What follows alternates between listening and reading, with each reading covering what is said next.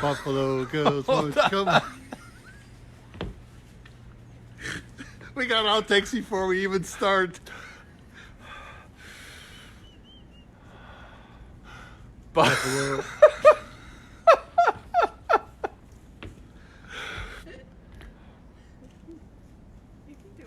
Buffalo gals, won't you come out tonight? Come out tonight, won't you come out tonight? Buffalo gals, won't you come out tonight and dance by the light of the moon? Well, it is a wonderful life, so you have to be stupid while you have life, huh? While we're 6 feet above ground. So why that song? Because this is Thanksgiving week. And every day is Thanksgiving, and that's one of the secrets to life, but I forget about it, and I don't remember. So there's a quote that says, I had a wonderful life. I just wish I would have realized it sooner. So let me tell you what, I preached about this recently at Crown where I work, at college where I work, and I was delighted to be able to share there. But as I've been thinking about it, even since those days, I'm so lousy at this. I know this truth of giving thanks and living in thankfulness and gratefulness, and how even now modern science proves what's true in our Christian tradition. That there's been a study showing that if we go 21 days in gratitude, it has the same effect and even better than Wellbutrin and Prozac, the happiness pill. So there's this gratitude drug that we can do on our own without needing a prescription. But the secret is prescribing for ourselves every day and taking this prescription and doing it. And I find that my neural pathways go deep of negativity, pessimism, and just, I don't know, crankiness. And it takes effort at the beginning, I think, to get out of that funk. But the good news is there's brain plasticity. So, when we're told in Scripture, be transformed by the renewing of your mind, it's a real thing.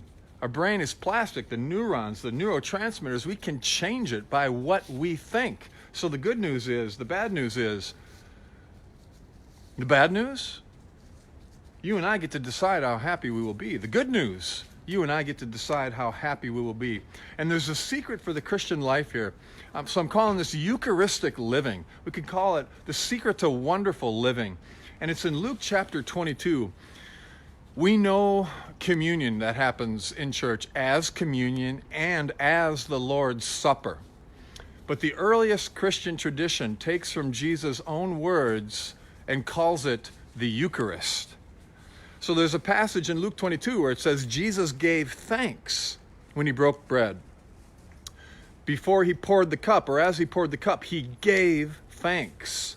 So the early Christians took this as the pathway, the habit of Christians, and it's this Eucharist, Eucharistic living. Now, if we look at that word for a moment, Eucharisto means thanksgiving.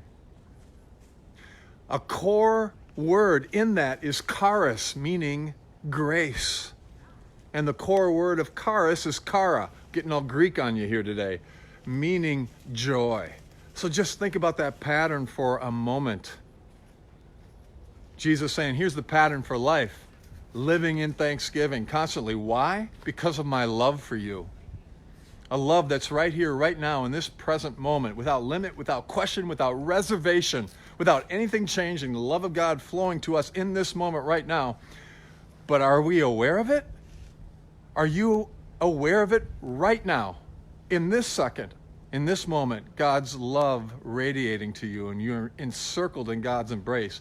And then we take so much for granted about life.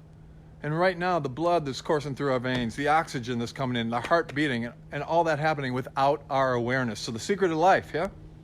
21 days of Eucharistic living. Life itself is grace. The love of God itself is grace. So we live in this incredible grace.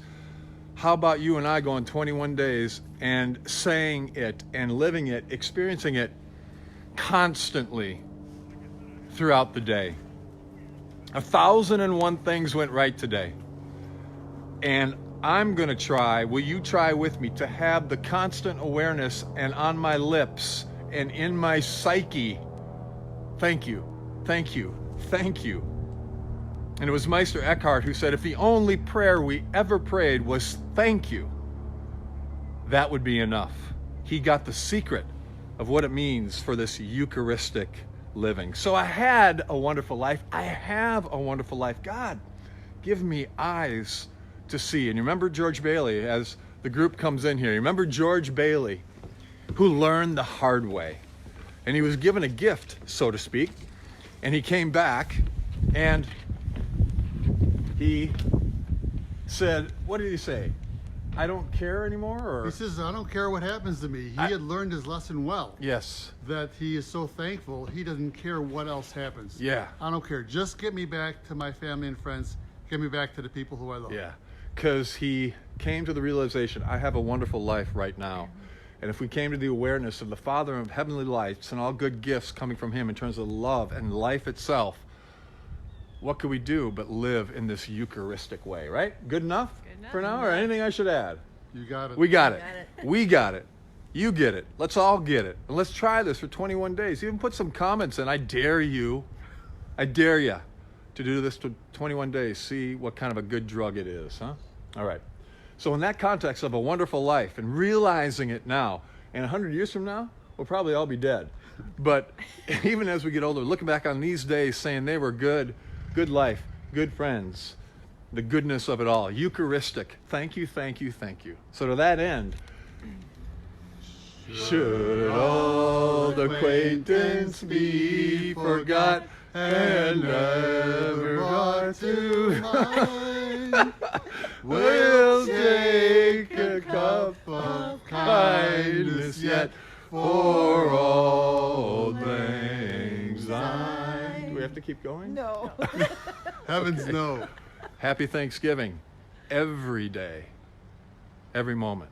Let's try it. Amen. So, until next time, and now maybe we get the point of why I end these sermons with this, because it's a reminder every Sunday. Until next time, may you live all the days of your life. Amen. Amen.